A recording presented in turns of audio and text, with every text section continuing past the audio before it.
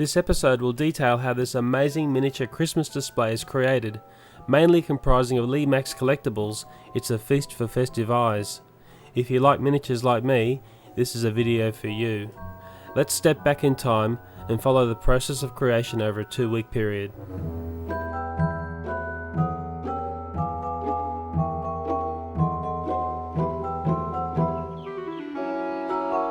This display is set up in Tom and Janice's garage. Each year it is custom built 4 weeks prior to Christmas. The foundation has 3 fold-up tables carefully adjusted level against the sloping garage floor. Each table is stepped in elevation. This will give the display a varied geography, making it easy to display all the intricate miniatures in a limited area. We also change heights again by using these boards, stand them up on bricks and then bring them up again higher, so we have more levels. We find we've got to vary the levels quite considerably, so people standing here can see what's at the back, rather than to have them all on one level, then you can't see a damn thing, of course. Overall, this is my 3rd week with Tom and Janice. Both were now very comfortable doing the difficult work of talking to camera. Ski slopes here where the skiers will go on. This part here will be Knob Hill, where all the luxury houses are going. Is that a new area? So, yes, this is a new area here. Excuse the broom. Up here will be Santa's house and the reindeer's house and some of the skiers up here in the mountains up there. This is Santa. Will be going here on his sleigh, going around the houses, and as we come down here to more houses and shops.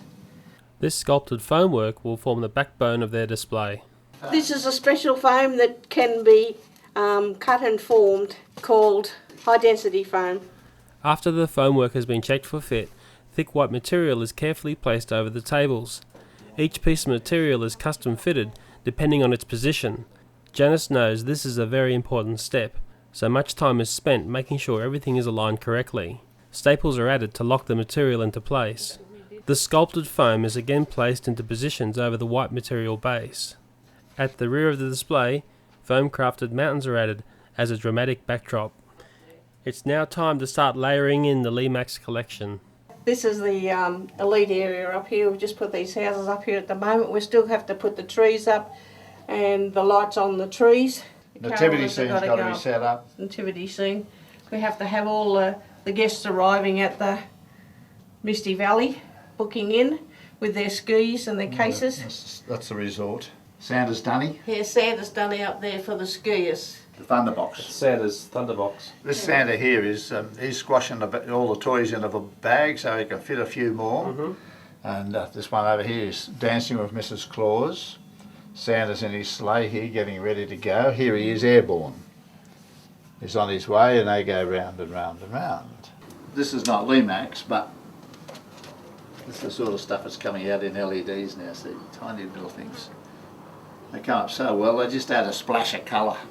This Lemax collection has been built up over 15 years. Every year at least 5 new houses and other accessories are added. Tom and Janice know the Lemax market well and know when and where to buy. Their collection is worth far in excess of $12,000, maybe more, as some of their earlier pieces have become rare and highly collectible. This is just a copy of last year's, which we order every year anyway, but that sort of gives us a bit of a reference of what we're putting up where and how. Just take copies of sections at a time. So if we want to alter, we can do it. And that's the finished product. Here is a tip for the collectors. Every Lemax item Janice has still lives in its original packaging. There is over a day's work unpackaging this giant collection. As these items still had the original pricing on them, you could really see the increase in cost over time. As each level is detailed and finished, numerous electrical connections are made. This brings each miniature house alive via small globes within the models. Just like the outdoor display, Tom and Janice are looking for a good balance of lighting. You can see this first table at the rear of the display is alive with action. Yeah, these are the trees that we use in the scenery. A lot of them are going to go in the park at the back of the houses so that we break up the white carnival area. We'll have a few, and up in the farmers market. One show we had here a couple of years ago, we had a swarm of termites on the move came in, and they were everywhere. And we thought, oh my God, this is great. We shut the garage door quickly, went up and got the insect spray, and we're spraying it liberally all around the place. Nearly asphyxiated anyone who was here, but we didn't want them getting into the woodwork anywhere. We got the pest man in afterwards to check it and make sure everything was all okay. Well, fortunately it was. But we do get regular visits from beetles and all sorts of flying insects that come out at night and attracted by the lights. The middle table is positioned and dressed carefully with models. This represents the beginning of the second week in this elaborate miniature setting. The attention to detail is relentless. Tom and Janice never tire of the build. They are constantly thinking how the audience will view this Christmas village. Apart from pleasing any repeat visitors, I feel they are competing with themselves from the year before. For me, seeing the process of building this display was an inspiration. I feel Tom revealed to me the driving force of this display in a talk to camera on Christmas Eve. This is featured in the third episode of this series of videos. This table has been a bit of a nightmare is positioning the houses so people standing down at the entranceway can look through and see part of all the houses without it blocking off. So we think we've got it about as best as we can. It was like a bloody chess game. We were moving stuff and pillar to post, weren't we? And anyway, decision has been made. That's it. This is part of a testing process. As we go along, we've just rough wired it at this stage. Now the idea is when everything's in situ and we're happy with it, and of course they're working, the fun starts then. We try to flatten the wires, and of course wire being wire, it does its own thing when it's been stored for a long time.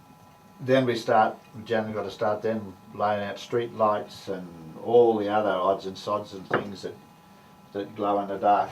This little one here, just have a look at the ornaments in there, the decorations. Yeah, well, we'll have the binoculars down here. The front table is being dressed. We're now at the end of a 2-week build. Considering I have seen the display for 14 days, I still find it interesting to look at. Even the way the smallest detail is addressed really surprises me. Having a camera to zoom in and see it clearly is something most viewers would not see. Tom and Janice do provide binoculars to those who really want a taste of the detail. It's the sort of display which can keep you busy for much longer than you think. This is the last table we have to do. This is the carnival area, the main park area, with the school up the top here, and the church, the hotel down the bottom with the police station, the fire engine. We also have the ballroom here with the ball dancers. And the theme of this is just fun. Showed some photos of one of our earlier displays to one of our suppliers, and they said, "Oh, it's not busy enough. You know, you've got too much white showing."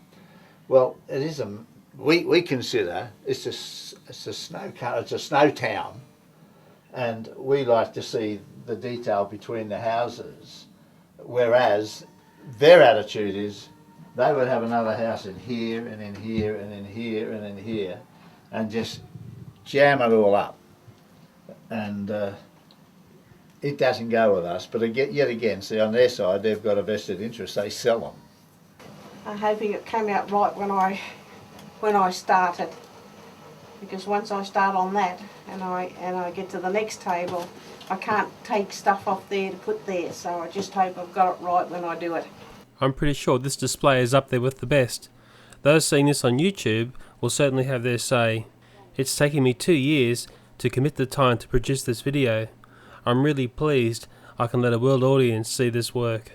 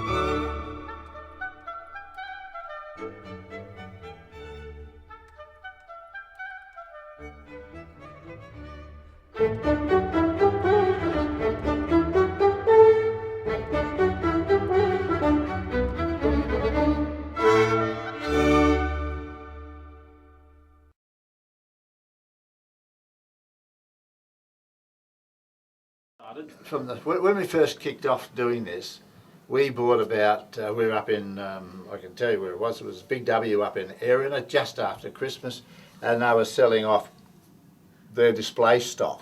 So we looked at this stuff and said, well, what are we going to do with this? And of course we had our own, well, we got over in a carnival, like the Ferris wheel and the carousel and other bits and pieces, and we thought, oh, we could make a table up. And we'll put it, because we used to put lights on out the front, but we could put tables up and just have it in here. So we got a small table, little round table, and we laid it out with a train going around and these few houses. So we thought it was bloody beautiful. But it's incredible, you know, when you look back to what we started with and how it's developed. Well, I think that's the part that it's almost incomprehensible that it has grown from literally, you know. It's grown from about, just I said, about half a dozen different houses. Yeah.